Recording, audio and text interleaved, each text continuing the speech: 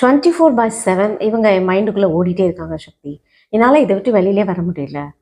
And எப்போ இது serious ப்ராப்ளமாக நான் பார்க்குறேன் அப்படின்னா, நிறைய பேர்கிட்ட அந்த இவங்க அட்மையர் பண்ண அந்த பர்சனாலிட்டி இவங்களை விட்டு தள்ளி போகும்போது இவங்களால அதை ஹேண்டில் பண்ணவே முடியல. அண்ட் இன்னும் சில பேர்கிட்ட நான் பார்க்கும்போது ஒரு கைண்ட் ஆஃப் ஒரு கில்ட். நான் எவ்வளோ ஜென்யூன், எவ்வளோ ஃபோக்கஸ்ட், எவ்வளோ ஆல்ரெடி நான் ஐ மீன் டூ கமிட்டட் ரிலேஷன்ஷிப், நான் எப்படி இன்னொரு ரிலேஷன்ஷிப்புக்குள்ளே போவேன் அப்படிலாம் சொல்கிறவங்கள பார்க்குறேன்.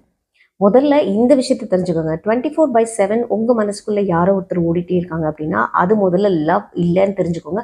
அது ரொமான்டிக் ரிலேஷன்ஷிப்பாக இருக்க சான்சஸ் இல்லை. நிறைய பேர் நம்ம இன்டர்பிரிட்டேஷன் பண்ணுறது அது ரொமான்டிக் அப்படின்னு நினச்சி தான் இந்த கில்ட் கான்ஷியஸ்குள்ளே போகிறது, இல்லை ஜட்ஜ்மெண்டல் பிஹேவியருக்குள்ளே போகிறது, இல்லைனா ஒரு ஐயோ அவங்க போயிட்டாங்களேன்னு இந்த செல்ஃப் எஸ்டீம் டிஸ்ட்ராக்ஷன் உடையிறது. இப்போ இதெல்லாம் எப்படி நம்ம ஹேண்டில் பண்ணணும் அப்படிங்கிறத இந்த வீடியோவில் பார்க்க போகிறோம்.